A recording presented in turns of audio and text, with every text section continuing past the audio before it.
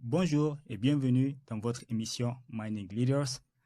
Aujourd'hui, dans ce nouvel épisode-là, nous allons faire un retour dans le monde de l'exploration pour aller voir cette fois-ci les niveaux un peu plus stratégiques de l'industrie.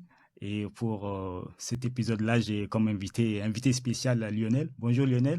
Bonjour Youssouf. Bienvenue, ça va? Très bien, merci. Merci Lionel d'avoir accepté de faire partie de nos invités. J'aimerais te demander Lionel, si avant de commencer, si tu peux te présenter aux gens qui nous écoutent et qui nous regardent pour qu'ils comprennent à peu près qui est-ce qu'on a comme invité aujourd'hui. Encore merci Youssouf pour cette invitation, c'est très apprécié. Moi, je m'appelle Moïse Lionel Nguedjon. Ok. Mais mon nom contracté, c'est Lionel John. J'aurai l'occasion de vous expliquer pourquoi tantôt. Mais ça fait à peu près une quinzaine d'années que je suis dans l'industrie minière au Canada. Et je suis originaire du Cameroun. Ok. Je suis arrivé ici en tant qu'étudiant et j'ai fait mes classes. Donc, ça fait quand même un bout que je navigue dans ce monde. Oui. Et je suis très content aujourd'hui de partager un petit peu de cette expérience avec tes auditeurs. Merci beaucoup. Merci Lionel. En tout cas, on va avec toi là, tu vas être celui qui aura la responsabilité de nous faire découvrir ce que c'est qu'un vice-président d'exploration aujourd'hui. C'est vraiment qu'est-ce que nous allons essayer d'aller faire le tour d'horizon, essayer de comprendre, découvrir ce niveau de strate, de responsabilité dans l'industrie, particulièrement tout ce qui est en lien avec le leadership qui doit accompagner justement les projets jusqu'à les faire avancer et puis à les valoriser.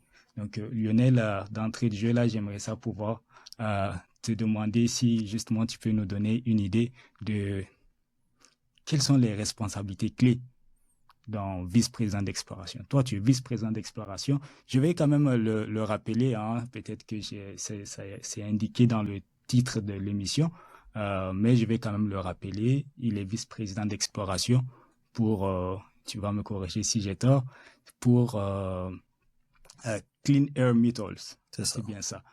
Et donc aujourd'hui, tu connais bien ce métier-là, tu vas pouvoir nous dire qu'est-ce que c'est qu'un vice-président d'exploration, Lionel. Oui, Youssouf, déjà, je voulais dire à tous nos auditeurs que être vice-président d'exploration, ce n'est pas, c'est pas si difficile que ça. Je pense que c'est accessible à tout le monde. Si je suis arrivé là, je pense que beaucoup de personnes peuvent arriver là. Je suis pas le premier et je ne serai pas le dernier. Okay. Et d'entrée de jeu, je vais dire qu'un vice-président d'exploration, c'est une personne qui a des compétences techniques, qui a des compétences professionnelles pour agir en tant que leader, mais aussi en tant que corporatif pour une compagnie, que ce soit exploration minière, junior ou senior, et qui a un canevas et des objectifs précis afin de mettre en valeur les projets de la compagnie. D'accord. C'est ça. D'accord. Donc là, c'est quelqu'un il faut qu'il y ait vraiment les outils nécessaires et pour pouvoir, comme tu dis, mettre en œuvre la stratégie de la compagnie et tout ça. Et donc, Lionel, un vice-président d'exploration, là, aujourd'hui, on sait que quand on regarde les corporations dans certaines compagnies, on va trouver un vice-président d'exploration, on va trouver un manager d'exploration. Où est-ce que se trouve la limite entre ces deux et comment on différencie ces deux positions-là, qui parfois on a tendance à les confondre en réalité? C'est une très belle question et la chance que j'ai eue, c'est que j'ai occupé les deux positions. Okay. Ce qui fait que je peux vous répondre. Et qu'est-ce que je dirais, c'est que dans une compagnie, dans la structure organisationnelle de la compagnie, La vice-présidente, bien sûr, vient au-dessus du manager. Et en termes d'objectifs, ce que fait un vice-président, c'est qu'il définit la stratégie d'exploration sur la base des objectifs visés par la compagnie. Ok. Par contre, le manager, lui, ce qu'il fait, c'est qu'il exécute cette stratégie. Donc, la grosse différence, c'est que quand la stratégie est mise en place, ça vient avec ce qu'on appelle des KPI. Ok. Et le manager, tout ce qu'il fait, c'est que lui, il prend cette stratégie, qu'il l'exécute. Donc, un manager, c'est beaucoup plus dans l'exécution, alors que un vice-président, c'est beaucoup plus dans la stratégie. D'accord. Par contre, maintenant, il peut arriver, dépendamment de la taille de la compagnie, que le vice-président cumule presque les deux postes. Quand je dis cumule les deux postes, il met en évidence la stratégie et après, il l'implémente ou bien il exécute cette stratégie. Il peut se faire accompagner par des contracteurs, dépendamment du budget qu'il a. Mais dans des grosses compagnies, je pense que c'est bien défini.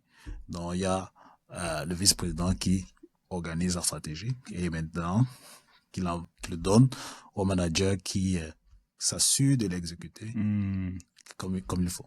Ok. Non, ça c'est là c'est quand même bien éclairci pour les gens parce que honnêtement, moi quand je commençais dans l'industrie, à un moment donné, je me posais la question, bon, il y a des compagnies, ils ont juste un manager, il n'y a pas de vice-président. Qu'est-ce qui se passe? C'est qui porte justement ce devoir de penser la stratégie à ce moment-là? Qu'est-ce que c'est? Donc, dans ce cas-là, quand il y a une compagnie qui va avoir seulement un manager d'exploration, ça veut dire que la stratégie est soit pensée par lui avec le CEO, c'est juste le CEO qui le fait. En fait, je pense même que ça remonte encore d'un cran parce que dans beaucoup de compagnies, il y a aussi au niveau coopératif, mais en haut du niveau coopératif, il y a ce qu'on appelle en anglais board director.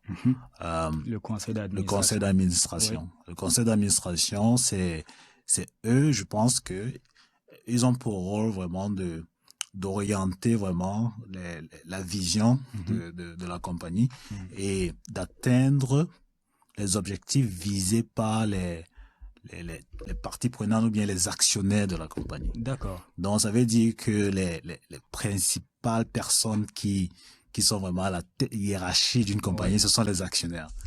Et après, on a un conseil d'administration. Après, on a les corporatifs. Après, on a les managers.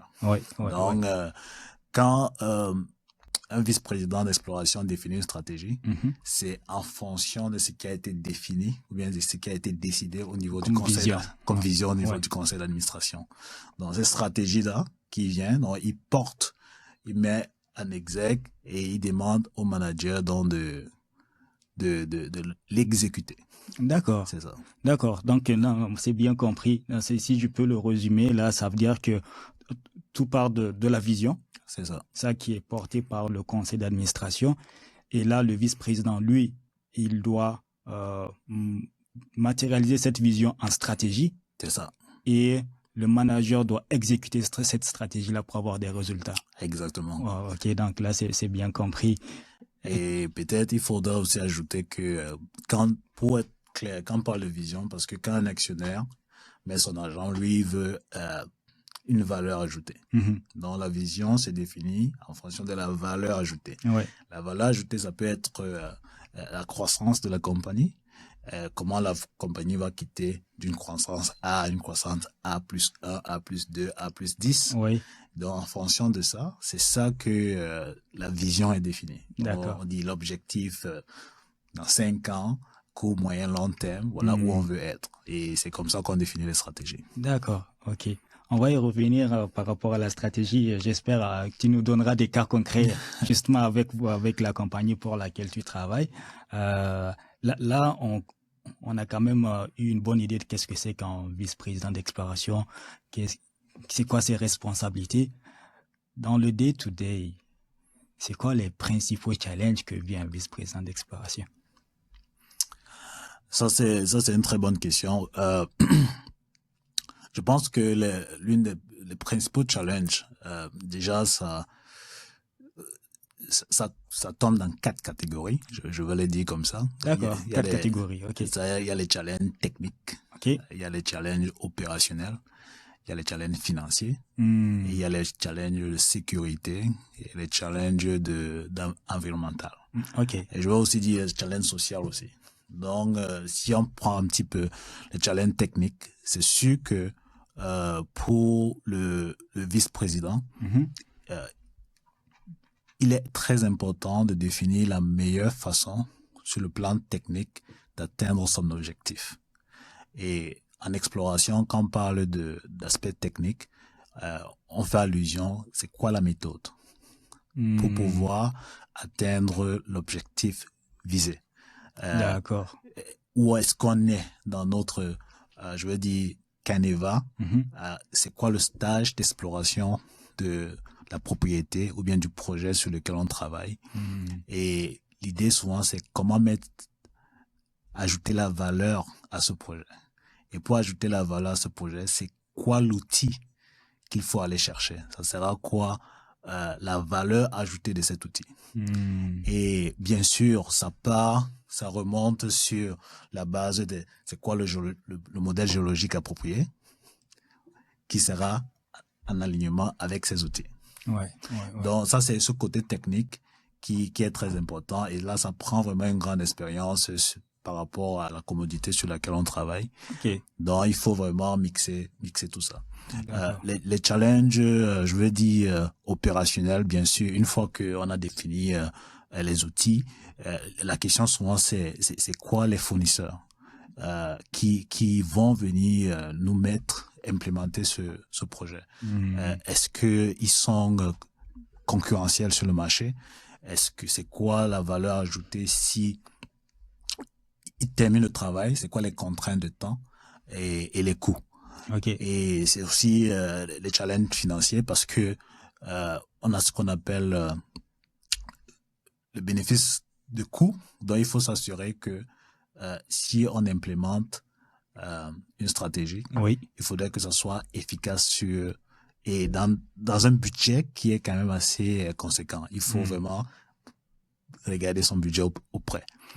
Donc l'idée, ce n'est pas d'embrasser tous les techniques, mais d'embrasser la technique la plus efficiente, la plus efficace, qui va venir ajouter la valeur à faible coût d'exploration. C'est ça. Et bien sûr, ce qui est très important, quel que soit le projet dans lequel on travaille en Amérique du Nord, et je pense que dans beaucoup de projets d'exploration aujourd'hui dans le monde, c'est l'aspect sécuritaire. Toujours en premier. Avec ça, il n'y a pas de négociation. Il faudrait s'assurer que l'aspect sécuritaire soit inclus dès le départ dans le plan de l'exploration, mais aussi dans les opérations journalières. Tu vois, les standards, les procédures qu'on met en place. Ça doit être pensé dès le début, ainsi que l'aspect environnemental. Et d'autres challenges qu'on voit également, ce sont des challenges qui sont beaucoup plus, je veux dire, sociaux, parce que il faut communiquer. Il faut communiquer parce que aujourd'hui, on est dans un contexte où il faut conjuguer avec beaucoup de parties prenantes, les Premières Nations, oui, ça c'est sûr, le gouvernement. Donc, on ne peut pas ignorer cet aspect. Donc, je pense même que avant même de commencer même à penser à une sorte d'implémentation, il faut avoir, je veux dire, presque la bénédiction de certaines parties prenantes pour dire, écoutez, on est là de bonne foi, on est là pour respecter le terrain dans lequel on va travailler et en respectant toutes les valeurs et l'héritage qui a été acquis sur ce terrain. Donc c'est ça, on doit vraiment simplifier la chose quand on discute avec ces personnes, les montrer ce qu'on veut faire et pendant combien de temps et c'est quoi nos plans à court, moyen, long terme. D'accord, c'est ça. D'accord, waouh. Là, en tout cas, on voit qu'il y a énormément de défis. Oui, il y a énormément de défis, mais c'est pour ça qu'on ne travaille pas seul. On travaille avec des personnes qui sont compétentes, qualifiées pour nous aider à manager ces défis-là. Et avec tous les défis techniques, le budget, on sait quand même qu'il y a une forme de pression, de stress aussi, hein, qui vient avec la position de vice-président d'exploration. Surtout quand on est une junior et qu'on est en exploration véritablement, ça veut dire que les attentes en lien avec les résultats reposent sur celui qui porte le chapeau de penser la stratégie. À quelque part, on va dire que les investisseurs sont là, ils ont mis leur argent. C'est ça. Il y a la corporation, donc l'exécutif aussi qui est dans la danse. Il y a les gens que tu gères, ton équipe aussi. Il y a les contracteurs. En tant que VP d'Explo, comment qu'on navigue dans ça, M. Lionel? Ben, je pense que déjà, ça prend beaucoup de maturité. Il faut être pragmatique. Il ne faut pas vendre trop. C'est ça, il faut pas vendre trop. Bien sûr que il faut rester réaliste, mais également montrer que on persévère.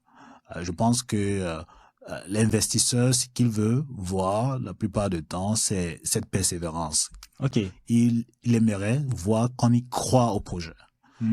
C'est beaucoup plus ça, parce que ce qu'on a compris avec le temps, c'est que beaucoup d'investisseurs aujourd'hui, en fait, ils investissent beaucoup plus sur les personnes que sur, je vais dire, sur la commodité ou bien sur la compagnie. Donc, si les personnes qui sont au four et au moulin n'y croient pas au projet, c'est très difficile. Donc, il faut croire au projet. Il faut pas en vendre trop. Il faut être réaliste. Il faut leur montrer qu'on persévère, qu'on ne lâche pas et que on est prêt à rebondir chaque fois que on sent un obstacle. Ok. C'est ça. Okay. Donc, je pense que il faut rester dans ses bottes. Il faut être leur montrer que d'une façon ou d'une autre, le projet va avancer. Et en exploration, on dit toujours que même si c'est une donnée qui est négative, c'est toujours une donnée. Absolument. C'est toujours une donnée. Toujours une information. Et c'est toujours une information. Ouais. Et c'est ça. Et aussi, je pense aussi que ce côté d'éduquer aussi l'investisseur, c'est quelque chose qui est aussi bien. C'est sûr qu'il faut pas entrer trop dans les détails techniques, simplifier la chose. Mais côté aussi éducation, je pense que c'était apprécié ça. Et ça leur permet de voir l'évolution de la chose. Ok. Ça veut dire qu'un vice-président d'exploration, là, il se veut vraiment d'être quelqu'un d'optimiste, quelqu'un qui est persévérant, comme tu le dis, pas quelqu'un qui se laisse abattre par les comment je peux dire ça? Je sais pas si je peux les appeler des échecs, mais des moitiés succès. C'est comme ça. Tu le dis, parce que même quand on réussit pas, il y a de la donnée, il y a de l'information qui vient. Donc, c'est quand même un moitié succès. Ça, c'est clair. En fait, quand on est un exécutif, l'un des rôles premiers, c'est de s'assurer que la compagnie reste vivante, quel que soit le cas. Okay. Quel que soit le cas. Donc, il faut toujours avoir des alternatives, des options à présenter sur la table. Donc, il peut arriver quand on dit d'exploration, et si on regarde les statistiques aujourd'hui, il y a plusieurs milliers de compagnies juniors au Canada, mais on dit la probabilité pour qu'une compagnie devienne une mine, tout le monde la connaît aujourd'hui. Oui. On parle de 1 sur 1000, 1 sur 10 000. Parfois 1 sur 10 000. C'est ça. Donc, on connaît tout ça, et nous tous, on essaie de se battre pour essayer de montrer la valeur ajoutée dans notre projet. Et bien sûr, si on est dans un cycle de marché où la commodité est en pleine croissance, c'est sûr que les investisseurs seront à l'affût de voir c'est quoi la compagnie qui produit des bons résultats, qui a une bonne équipe. Je pense que parfois c'est souvent aussi une opportunité de prendre aussi cet élan et de faire des bonnes choses. Donc, oui. C'est ça. Oui, c'est justement, je veux rebondir sur la volatilité des cours des métaux. Quand on est vice-président d'exploration, quelle attitude on doit avoir quand on est dans une compagnie et que le marché va mal et qu'on regarde l'action de la compagnie en train de chuter, et peut-être que quand même au niveau technique sur le terrain, les choses quand même avancent. Mais l'écosystème financier est devenu un challenge. Quelle attitude on doit avoir quand on est dans ce cas de figure-là? Déjà, comprendre déjà le cycle de la commodité dans lequel on travaille. Parce que il y a des cycles qui sont courts, il y a des cycles qui sont longs.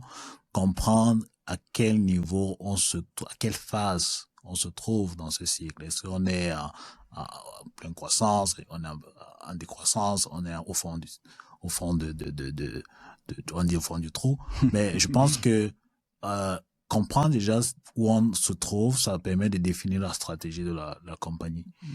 Okay. Quand la commodité est en pleine croissance, c'est sûr que on veut montrer que on avance dans nos projets, et d'habitude, on voit l'afflux des investisseurs qui veulent prendre plus de parts dans la compagnie en espérant que s'il y a du succès, ils vont pouvoir sortir avec un certain gain. Oui, dans ce cas, vous allez voir beaucoup de déploiement des activités des compagnies juniors. On a eu le cas de l'or récemment, et aujourd'hui on voit un peu le cas des métaux précieux comme le platine.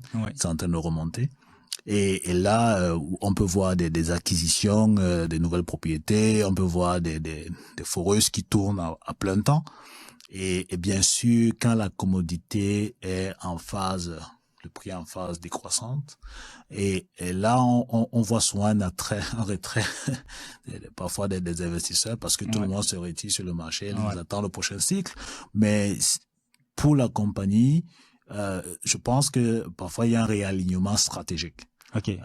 Dans certaines compagnies, on peut voir une certaine diversification, donc de commodités.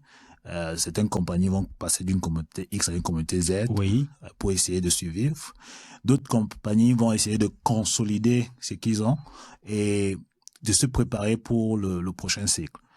Ils consolident dépendamment des moyens qu'ils ont, parce que dépendamment du système de financement qu'ils peuvent avoir, si c'est ce qu'on appelle, ils appellent le flow-through. Il y a aussi, ils peuvent essayer de continuer à mener certaines activités, mais pas je dirais pas à plein régime. Donc, ça va quand même continuer d'une façon ou d'une autre. Il y a une certaine consolidation qui se fait. On essaye d'éviter un grand déploiement en créant plus de propriétés parce qu'on n'aura pas assez de moyens pour aller travailler dessus. Donc, ça dépend vraiment du cycle, quelle phase du cycle où nous sommes. Et on ajuste la stratégie en fonction de ça. D'accord. Juste la stratégie selon le marché, comment est-ce qu'il évolue. Là, tout à l'heure, tu viens de mentionner le mot flow-through. Est-ce que, je sais que tu n'es pas un financier, mais quand même, c'est maintenant quelqu'un qui est vice-président d'exploration, là, c'est sûr qu'il maîtrise ces aspects de l'industrie-là. Comment ça se fait le financement avec le flow-through? Qu'est-ce que c'est que le flow-through? En fait, c'est... En français, je pense que c'est action accréditive. C'est action accréditée. C'est sûr que, comme on travaille dans un milieu ontarien, mais en fait, je dirais que c'est un outil que le gouvernement fédéral a mis en place pour les investisseurs canadiens, mais également pour valoriser les ressources minérales au Canada. Donc l'idée ici, c'est quoi? C'est que pour promouvoir les projets miniers, le gouvernement a eu la magnifique idée de financer les projets à partir des investisseurs qui seront intéressés. Et une fois que les investisseurs ont mis de leur argent, cet argent n'est pas imposable d'impôt. D'accord, Donc c'est ça. C'est un véhicule fiscal. C'est un véhicule fiscal. C'est ça. Donc vous n'êtes pas imposé sur cet argent. Il y a une potentiel de revenus dessus. Donc je pense que beaucoup l'utilisent. Il y a très peu d'informations qui circulent sur ça, mais c'est quelque chose qui est là depuis. Et beaucoup de compagnies juniors s'appuient dessus. Bien sûr, il y a le revers de la médaille parce que pour les compagnies juniors, chaque fois qu'on fait accès au flow-through, ça vient diluer vos actions. Oui. C'est ça. Donc, Ouais. c'est pas aussi quelque chose qu'on souhaite faire très souvent. OK. Mais pour maintenir un certain rythme, une certaine cadence d'activité, parfois on se sent obligé d'utiliser cet outil-là. OK. Mais avec le risque que de se faire diluer. De se faire diluer. Donc il faut essayer de doser comme il faut, quoi. Ouais, pour garder en certains termes, pour garder le pouvoir. On va ça. appeler ça comme ça. En passant, Lionel, ici dans cette émission-là, on peut tout dire, donc c'est correct. Il n'y a pas de problème. On peut dire les choses telles qu'elles sont. C'est ça aussi l'intérêt pour les gens qui nous regardent. Ils aiment ça apprendre et on ne va pas rien leur cacher. Bien évidemment, c'est pour garder le pouvoir. Tu veux pas avoir ta compagnie puis tu te fais diluer puis finalement tu te retrouves à être et tu peux même être éjecté. Il y en a vu des CEO qui sont sautés. On a vu des gens qui ont perdu le contrôle de leur compagnie définitivement. Ouais, ça arrive. Ouais, ça arrive. Et là, Lionel, on va avancer un peu vers le côté un peu technique managérial en tant que VP d'exploration. C'est sûr qu'on porte aussi ce chapeau de leader d'un département. Donc, on doit incarner ce leadership. Pour toi, quelles sont les qualités, quelques qualités que doit avoir un VP d'exploration quand on veut vraiment être sûr que ses équipes sont au front et qu'ils vont aller vers le succès? Là, je vais le dire un petit peu en anglais, mais parce que ça sonne très bien en anglais. Okay. Parce que nous, pour moi, pas nous, mais pour moi, je pense que le leadership à ce niveau, c'est achieve people through result, rather than achieve result through people. Okay. Ça veut dire que c'est assurer que les gens se réalisent à travers les résultats et non de réaliser les gens, de réaliser les résultats en utilisant les gens. Ok. C'est ça. Parce que il y a une subtilité dedans. Il va falloir que tu nous expliques ça. Oui, la subtilité, c'est quoi? C'est que beaucoup de compagnies aujourd'hui, parfois, sont souvent cantonnées au niveau des résultats. Et pour eux, résultat à tout prix. Et on oublie que les gens doivent se réaliser. Donc, on utilise les gens plutôt comme des véhicules pour atteindre les résultats. Mais mon style de leadership, et je pense que le leadership des personnes qui ont été mes mentors, c'était beaucoup plus de s'assurer que les gens se réalisent à travers les résultats. Les résultats, c'est important, mais il faut que les gens se réalisent. Parce que quand les gens se réalisent... On a tendance à les oublier, ces gens-là. Ouais, c'est ça. C'est ça. Mais les gens, quand on regarde dans la bourse, les premières 500 compagnies dans le monde, là, au niveau de la bourse, on va voir que la majorité, ils ont actionné leur leadership sur les personnes. Ok. Mais quand les personnes se réalisent, sont bien, les résultats suivent. Ça, c'est automatique. Et ça a été démontré déjà, il y a des livres écrits dessus. Moi, je pense que surtout dans notre industrie, ce qui est très important aujourd'hui, c'est que les personnes qui travaillent se sentent, je ne vais pas dire choyés, mais qu'ils se réalisent. Ils se réalisent. C'est ça. D'accord. Et c'est comme ça qu'ils vont trouver la motivation pour pousser et pour livrer les résultats qu'il faut. D'accord. La deuxième des choses, c'est l'industrie minière. Je pense qu'il y a encore ce côté, je veux dire, un petit peu, je veux pas dire militaire, mais c'est encore une industrie qui est vieille, comparée à la tech et tout. Donc, on retrouve beaucoup plus une hiérarchie qui est souvent très, très verticale. Par contre, c'est quelque chose qui ne s'aligne plus avec la nouvelle génération. Donc, la nouvelle génération qui est très, très ouverte, qui peut rester comme ne peut pas rester, qui est aussi un petit peu volatile, ils ont besoin de nouvelles façons de faire les choses. Et quelque chose qu'on voit déjà de plus en plus, c'est une communication qui est beaucoup plus horizontale.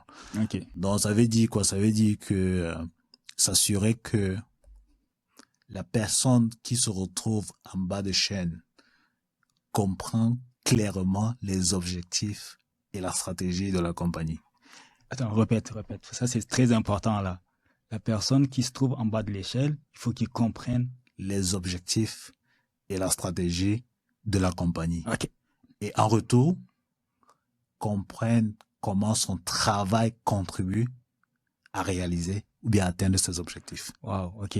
Ça, c'est impératif. C'est-à-dire que il faut pas juste que cette personne se réveille le matin, dire que moi je viens au travail, je viens travailler pour rentrer à la maison. C'est ça. Je travaille pour travailler. Il faut qu'il comprenne qu'il y a un sens derrière. Il y a un sens que lui derrière. est en train de contribuer quand même à bâtir de la valeur, la traite de la valeur. Exactement.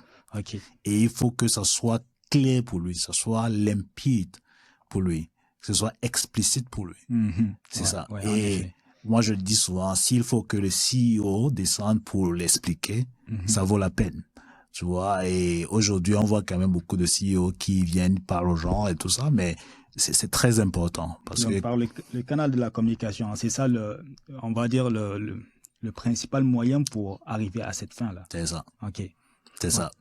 C'est ça. Je pense que cette communication qui est aujourd'hui, je pense, très importante, et si ça se fait plus horizontalement, surtout avec les nouvelles générations, je pense que ça aura un impact à long terme dans l'industrie. D'accord. C'est vraiment intéressant ce que tu nous dis là. J'ai bien aimé en tout cas le style de leadership dans lequel tu te définis et que tu partages cette vision de leadership. J'aimerais ça un peu creuser là-dedans. Tu dis que il faut... Je vais faire un espèce de parallèle. Quelqu'un avait dit la même chose, mais sous un autre angle. Bien Il sûr. disait, pour lui, le leader, c'est cette personne-là qui est capable de créer de nouveaux leaders. Tu vois, toi, tu dis, il faut qu'on arrive à faire en sorte que les personnes aussi se réalisent tout en créant de la valeur, en amenant des résultats. Donc, c'est de créer aussi de nouveaux leaders là qui aussi vont faire tourner la machine. C'est ça. Comment qu'on fait ça? Mais il faut déjà d'abord qu'on revienne dans le concept de leadership, parce que dans le concept de leadership, il y a deux composantes qui sont très essentielles. Il y a le leader et il y a les suiveurs. Oui. Et malheureusement, tout le monde n'est pas leader. Tout le monde n'est pas leader. Ouais, tout le monde n'est pas suiveur. Tout le monde n'est pas suiveur. Mais l'un ne peut pas vivre sans l'autre. Ouais. L'un ne peut pas vivre sans l'autre. Il faut du tout. Il faut du tout. Oui. Et maintenant, on peut creuser encore. Il y a les suiveurs qui sont actifs, il y a les suiveurs qui sont passifs. Ouais. Mais on a besoin de tous ces composantes-là. Déjà valoriser. Parce que tout le monde parle des leaders, mais on ne parle pas des suiveurs. C'est ça. Tu ne peux pas aller dans une guerre juste avec un général sans armée. Non. Aujourd'hui, on parle d'Alexandre le Grand. Ouais. Mais quand on regarde l'histoire d'Alexandre le Grand, c'est son armée qui a fait de lui ce qu'il est. C'est ça. Il était la tête pensante, mais il y avait du monde. Mais c'est ça. Ouais. Donc aujourd'hui, je dirais que déjà, le travail qu'on doit faire dans l'industrie, c'est valoriser toutes les composantes. Les suiveurs ont une place très importante dans l'industrie. Et bien sûr, les leaders également. Mais dis à tout le monde que on devient tous leaders, mais alors les suiveurs seront en haut. Ouais, c'est ça. Et il n'y aura plus ce côté leadership. Ouais. Et il faut que ça soit clair pour beaucoup de gens. Ouais. Tu vois? Ouais, il faut pas être gêné de l'expliquer, il faut pas être gêné. Les humains sont faits comme ça. Tout le monde n'est pas pareil. Tout le monde n'est pas pareil. Qui aiment être au devant, qui aiment l'idée, qui aiment aller de l'avant. Il y en a qui préfèrent leur tranquillité, ils suivent, ils exécutent. Faut être capable de discerner ça dans son équipe à la base. Mais et savoir sur qui tu peux miser pour arriver à telle fin. Mais c'est exactement ça. Et aussi, ce qu'on a compris aujourd'hui, je pense pas qu'on le martèle assez, c'est que le succès, c'est toujours un succès d'équipe. C'est un succès d'équipe. Ouais.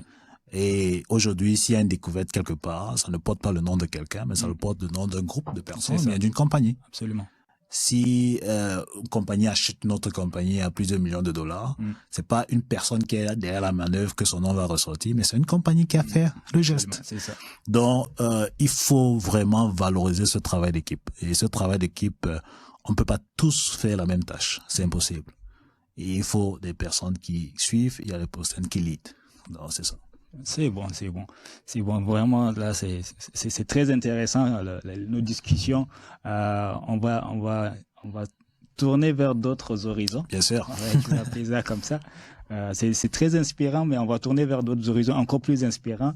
Là, Lionel, j'aimerais qu'on aille voir un peu qu'est-ce que vous faites, là, votre compagnie. J'aimerais qu'on parle un peu de projet d'exploration. Pas nécessairement qu'est-ce que vous travaillez actuellement, mais qu'on quitte le niveau stratégique un peu pour descendre au niveau de l'exécution de ces projets-là. Ok. Ben, en fait, pour notre compagnie Clean Air Metal, c'est une compagnie qui est déjà basée en Ontario.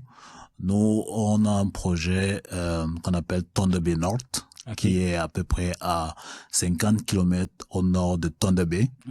C'est un projet qui est d'exploration, qui est quand même à un stage avancé. Nous avons des ressources en platine, palladium, cuivre, nickel. On a à peu près 16 millions de tonnes.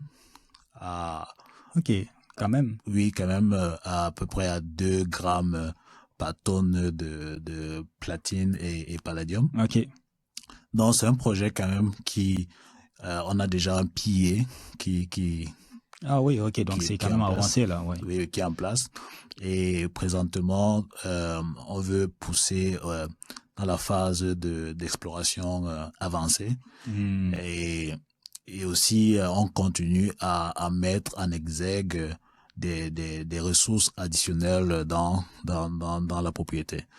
Et si on regarde un peu plus dans le détail, il s'agit ici d'un conduit magmatique qui a des sulfures, et les sulfures qui sont associés avec des métaux précieux, platine, palladium, cuivre, nickel et un petit peu d'or.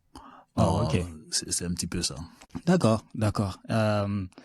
Avant qu'on creuse un peu plus dans le côté technique, je veux revenir encore sur le rôle stratégique justement du VP Expo. Là, une compagnie, vous êtes en phase avancée, les responsabilités du VP, est-ce que ça reste les mêmes sur peu importe le stade qu'on est? Ce que je veux dire par là, c'est comment évoluent ces responsabilités, sa stratégie quand on porte un projet dès les phases initiales et on sait que le projet évolue, donc le VP Explo doit évoluer avec son projet. Oui, c'est ça. Donc, changer de paradigme. Et aussi, on sait qu'il y a des individus dans la vie qui ne sont pas à l'aise à trop changer. Ouais.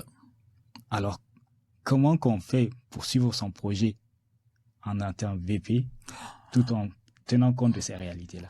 Ben, le truc, c'est qu'il faut être en opération, on appelle ça agile. Il faut être flexible. C'est sûr que quand on est à un stade avancé, on ne fait plus l'exploration comme si on faisait des forages de définition pour agrandir les ressources. Là, c'est stratégique. On veut déjà démontrer qu'il y a du potentiel dans le projet et on veut montrer comment le potentiel s'exprime. Et, on peut le faire en mettant des trous stratégiques, en forant des trous stratégiques, pour montrer que, écoutez, on a dit qu'il y a à peu près 16 millions de tonnes, mais avec ce trou, ça montre qu'il y a encore un potentiel qui peut doubler la capacité, le potentiel actuel. Mais en même temps, à ce stade-là, on s'assure que le projet coche toutes les cases au niveau de la métallurgie, au niveau de l'aspect environnemental et au niveau de l'aspect sociétal, parce qu'il y a beaucoup de communication qu'il faut faire avec les Premières Nations et aussi avec le gouvernement au niveau des permis qu'il faut avoir. Et là, quand je dis pour un VP, exploration, il faut être agile parce que là, on se retrouve beaucoup plus à faire relations. Exactement. Donc, ça change beaucoup du côté technique, mais là, maintenir le relationnel avec toutes les parties prenantes qui sont dans le projet. Et parfois, ce qui arrive très souvent à ce stade-là aussi, c'est que on commence à chercher des partenaires stratégiques. Parce que un projet comme celui-là, stage avancé, ça demande beaucoup d'investissement pour commencer à penser développement et tout. On commence à penser à partenaire stratégique. Est-ce qu'il y a une mine en fonctionnement qui est intéressée à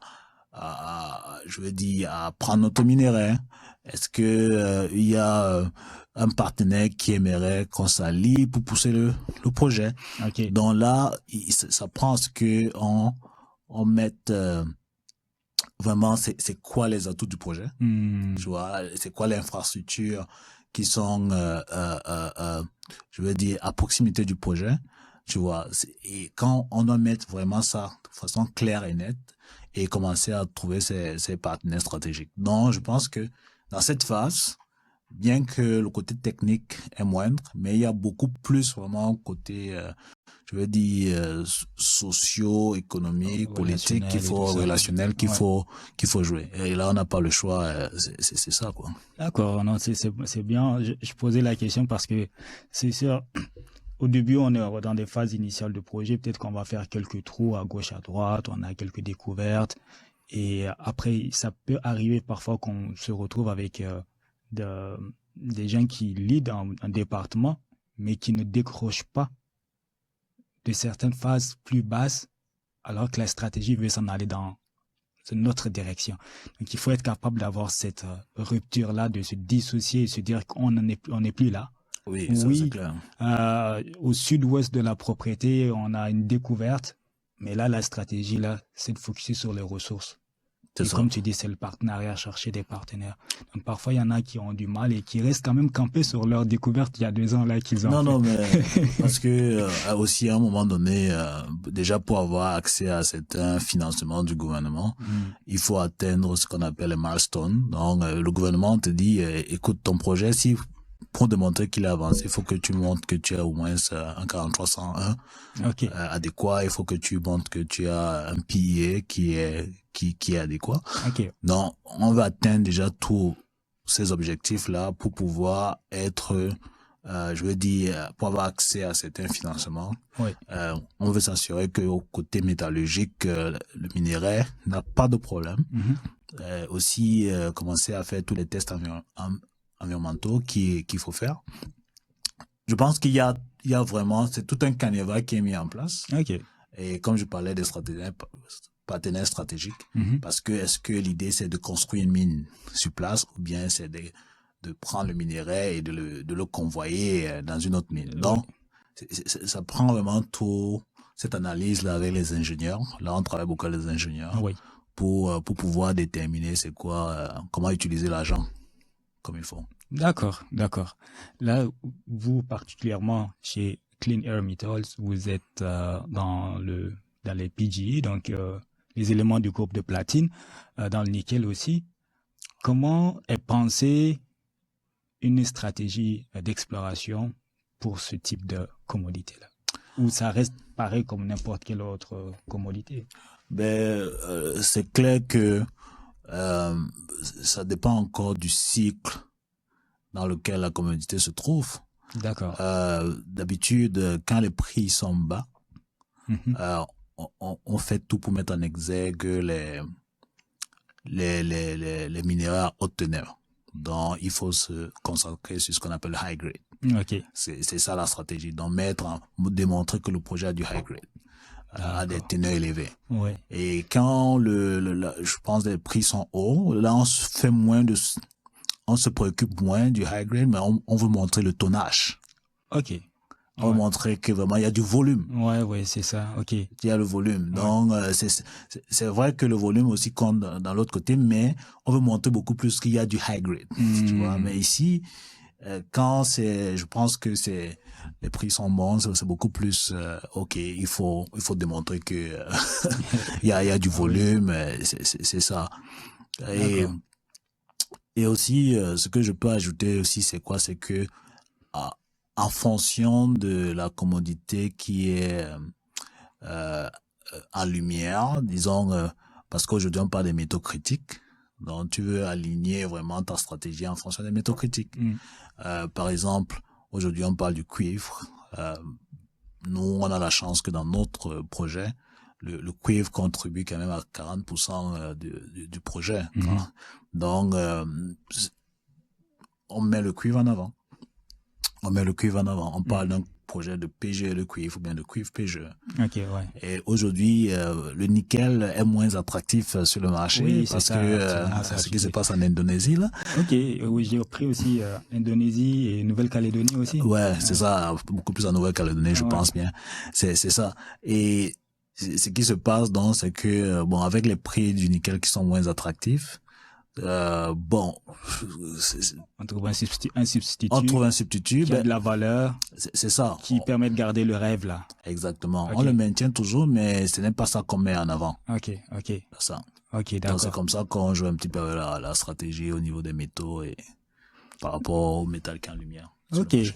intéressant. Là, votre projet est à Thunder Bay North, il s'appelle le projet. Oui.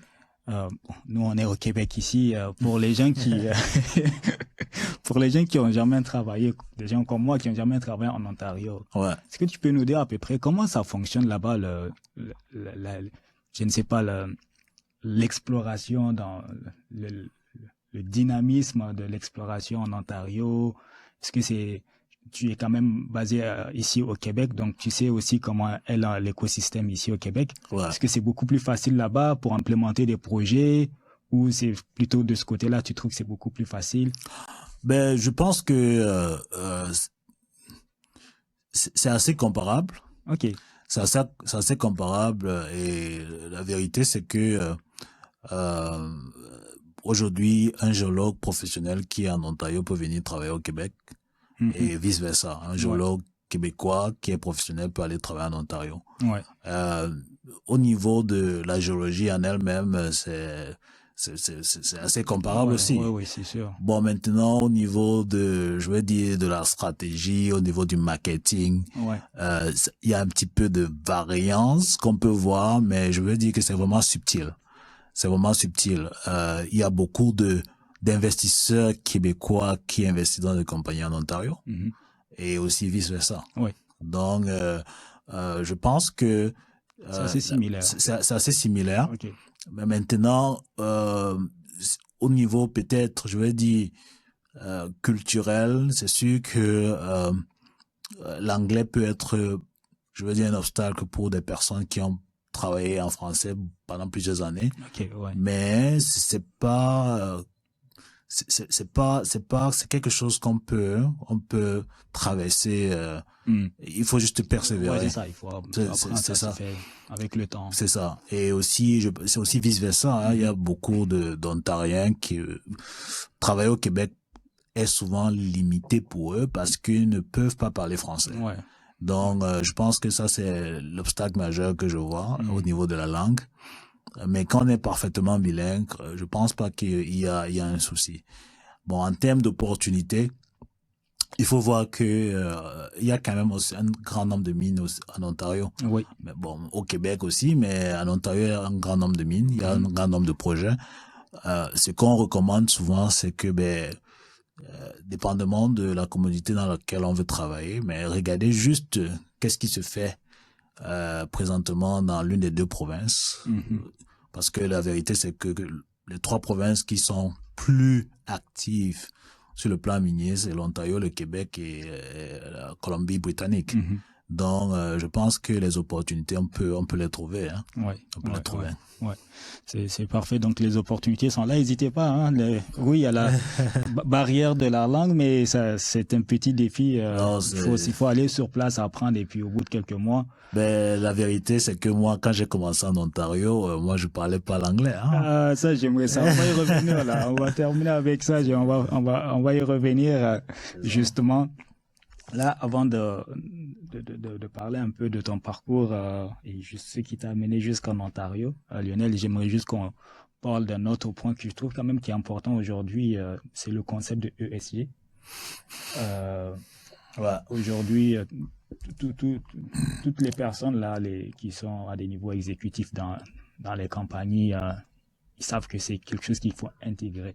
C'est ça. Et comment est-ce que vous, à votre niveau, particulièrement à Clean Air Metals, et également de façon générale, toi, tu vois cette intégration. Quelle est ta vision là-dessus? Quel est ton ressentiment là-dessus aujourd'hui?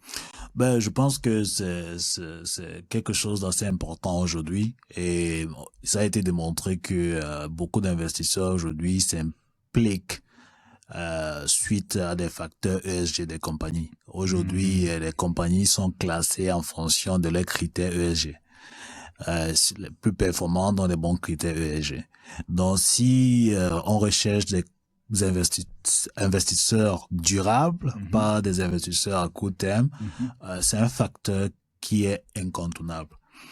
Et bien sûr, quand on parle de facteur ESG, on ne peut pas, peut-être pour rappeler aux auditeurs, ESG, c'est environnemental, social et de gouvernance, on ne peut pas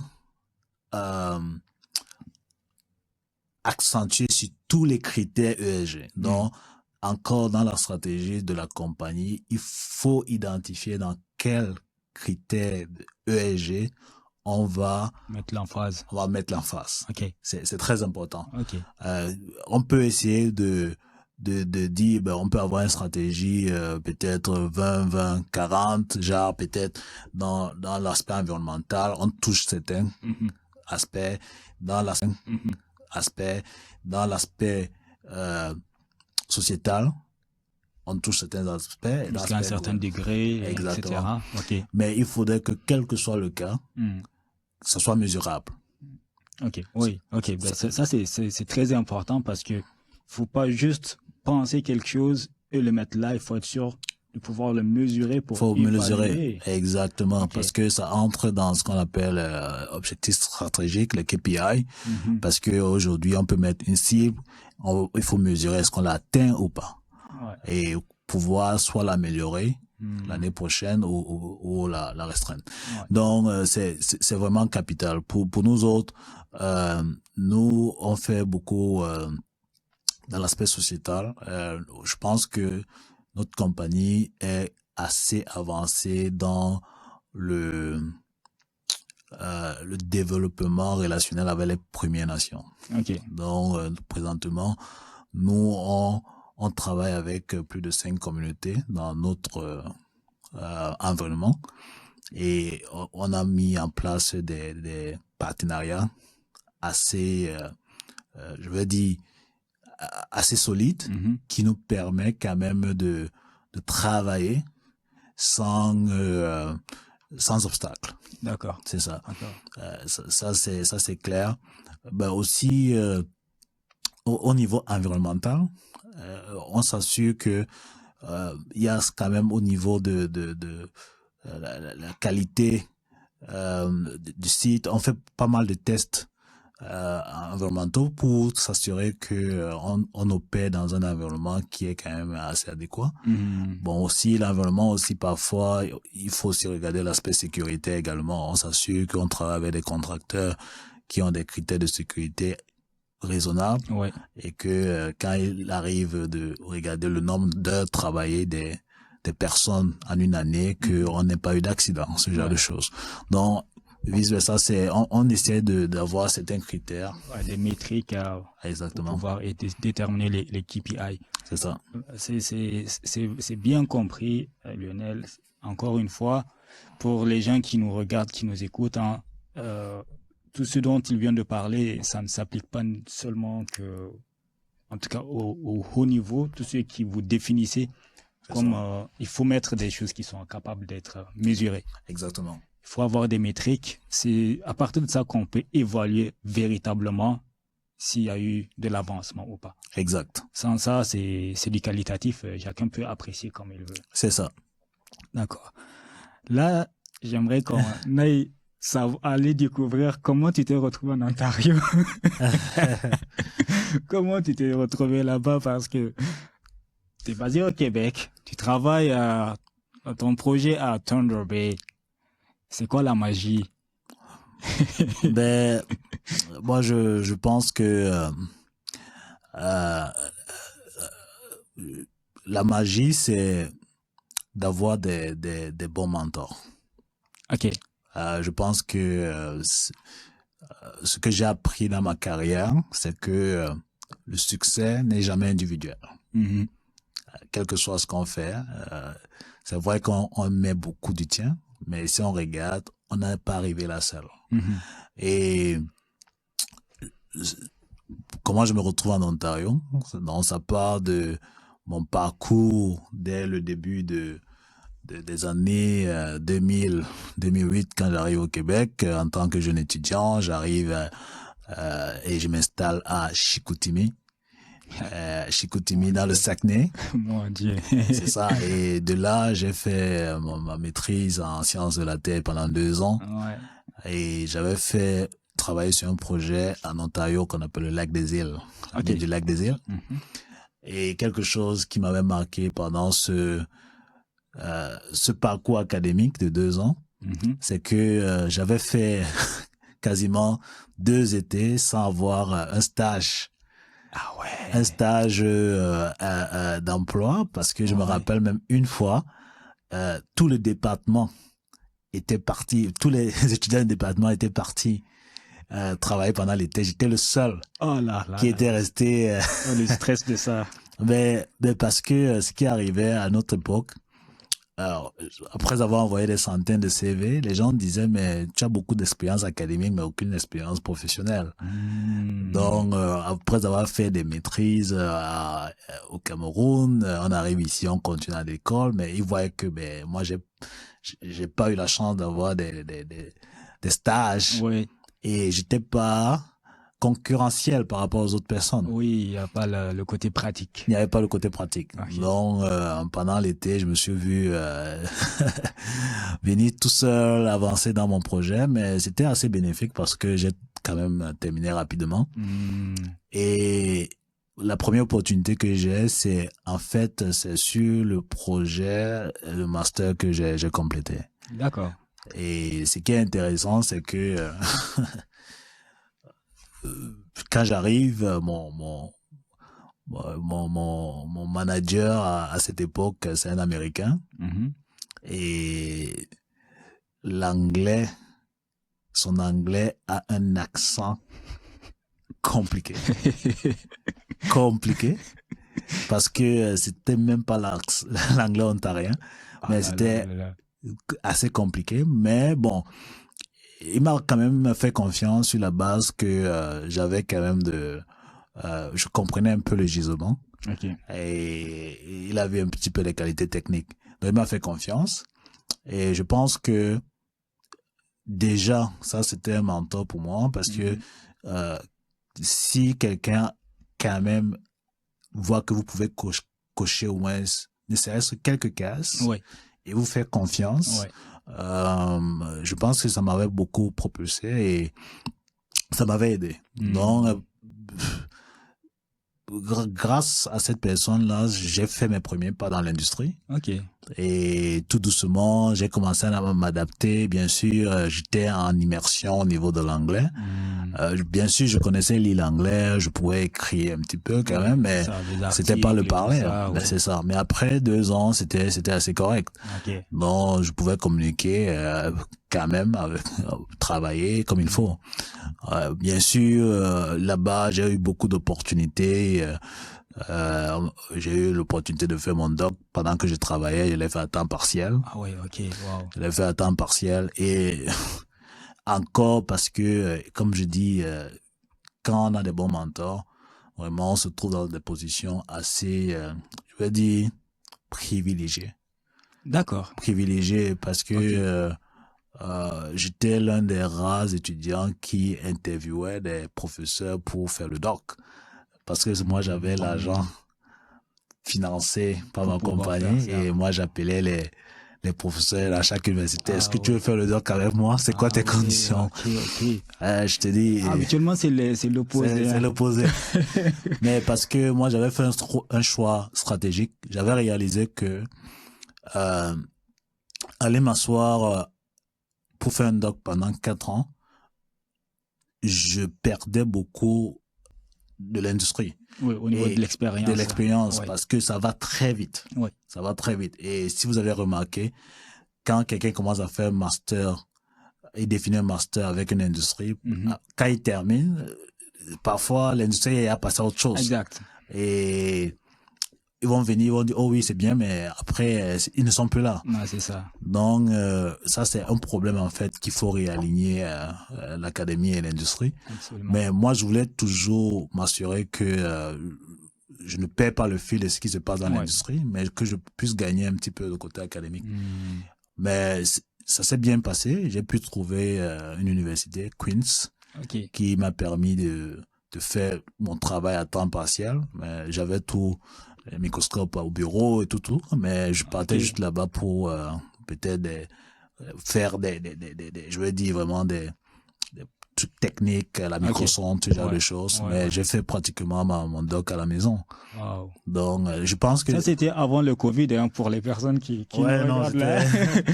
Lui, il faisait du télétravail avant le Covid. Non, mais c'est ça, mais parce que je partais au bureau et en fin de semaine, je travaillais sur mon doc, mais aussi, quand j'ai dit on ne le fait pas seul, j'avais à l'époque ma famille qui me supportait parce que Ok. c'est ça, tu fais que travailler et tout ça, mais il faut avoir une famille qui te supporte, Ouais. qui te permet d'avancer. Ouais. Aussi avec des amis aussi. Hmm. Mais une fois que c'est terminé, ça m'a donné quand même pas mal de crédibilité Ok. dans la compagnie. Et il y a eu, c'était quand même assez intéressant parce que, bien sûr, c'est là où j'ai commencé à développer ce côté humain, à vouloir aider les autres à graviter. Donc, Ok. j'ai eu à former pas beaucoup de géologues, Ok. et aussi à travailler avec des équipes je veux dire diverses, que ce soit les ingénieurs, mais Hmm. ça t'ouvre ces portes-là, Ouais. tu vois, ça Ouais. t'ouvre vraiment ces portes. Mais très rapidement, j'ai eu un gros dilemme parce que Ok. tu, tu deviens, tu connais beaucoup dans ton élément que tu deviens isolé. Oh, Ouais. ok. En fait, tu deviens comme un gourou, ben on dit tu connais trop, mais Ouais, t'es victime de ton succès. tu es victime de ton succès. Ok. Et là, c'était encore plus flagrant parce que tu peux donner un conseil technique, mais tu réalises que ce conseil technique que tu as donné, c'est pas forcément ça qui va amener à prendre la décision dans ce Ouais. sens. Ouais. Mais parce que il y a d'autres facteurs. Il y a le facteur social. Ouais. Il y a beaucoup d'autres facteurs. C'est ça. Tu vois? Et là, j'ai compris qu'il y avait quelque chose qui manquait. Hmm. Euh, euh, je n'avais pas ce côté, je vais dire, de gestionnaire qui pouvait voir tous les aspects Mhm. pour une décision. C'est pas Ouais. juste technique, mais ça prend d'autres C'est ça, compétences, il faut voir le big picture. big picture. Ouais. Et là, la COVID est venue, et là, j'ai eu l'opportunité de faire un MBA. Ok. Et ça m'a donné pas mal d'outils Hmm. pour comprendre comment le business fonctionne. Ok. Ok. Mais aussi encore le leadership, la stratégie et toutes ces choses. Donc, une fois que j'ai terminé ça, je pense que ça a ouvert une porte parce que je suis devenu comme un pont Hmm. entre, je veux dire, la partie technique et la partie beaucoup plus managériale. Managérial, ouais. Et je pouvais vraiment connecter, Hmm. je veux dire, la stratégie à la géologie à l'exécution, Mhm. l'exécution aux décisions et les résultats d'exploration au projet de développement. Ok. Wow, ok. Oui, oui, oui. Je pense que Ouais. j'arrivais à connecter vraiment tout ça. Wow. Ok.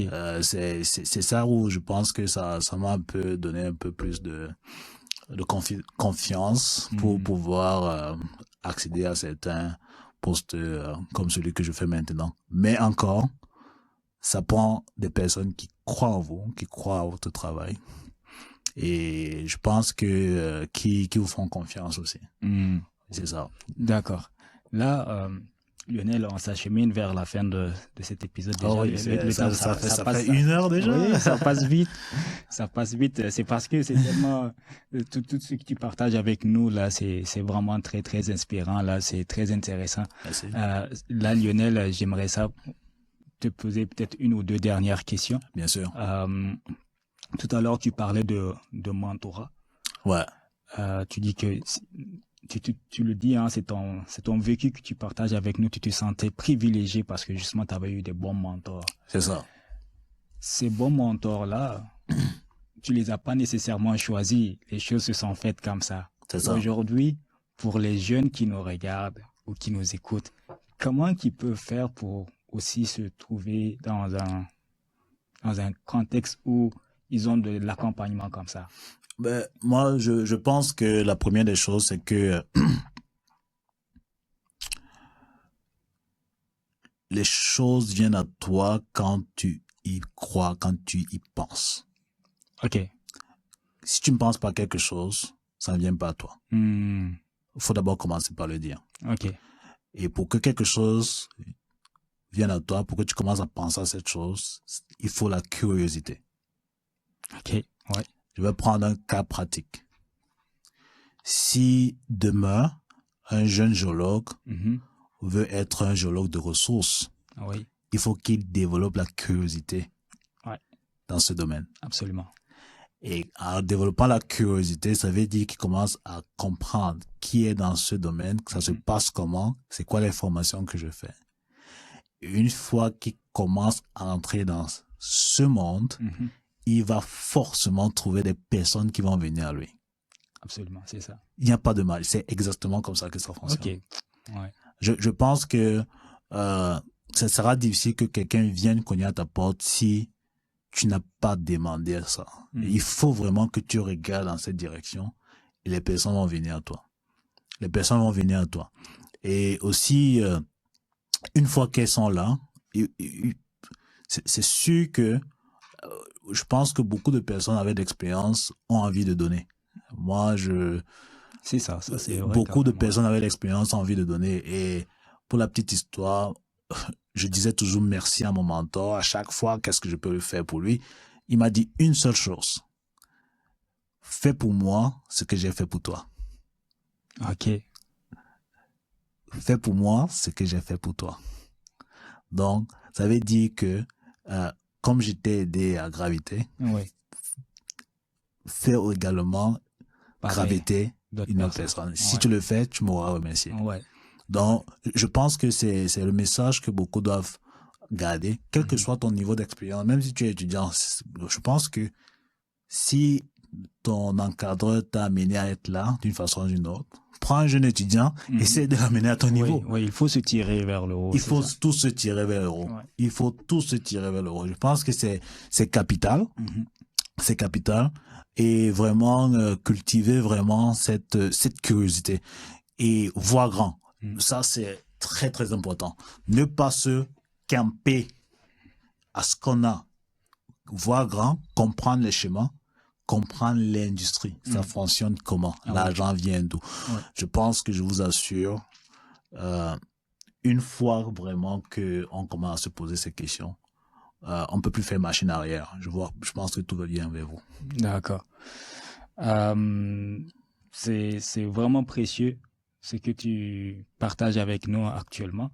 Je pense que beaucoup qui nous regardent, ils vont pouvoir en bénéficier et réfléchir là-dessus pour pouvoir un peu se redresser leur cheminement. C'est ça. Justement pour pouvoir gravir les échelons.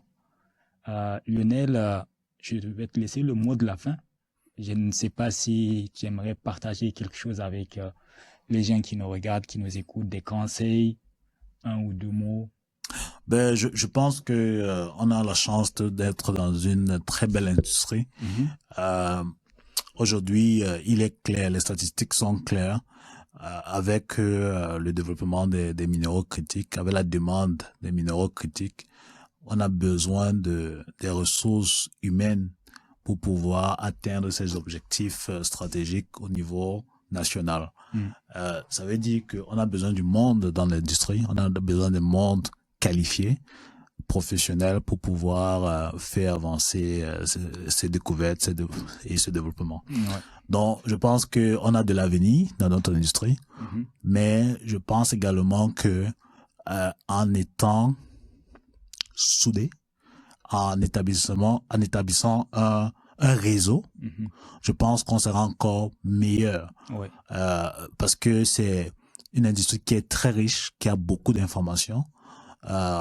En aspirant très grand, je pense qu'on pourra montrer une valeur ajoutée dans l'industrie.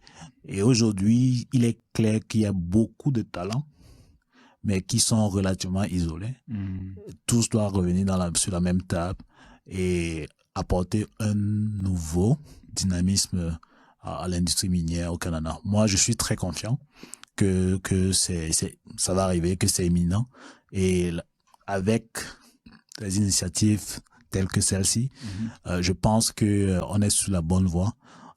Juste grâce à ça, on communique, on parle aux gens et que les gens ne pensent pas qu'on n'est pas accessible. On est tous accessibles.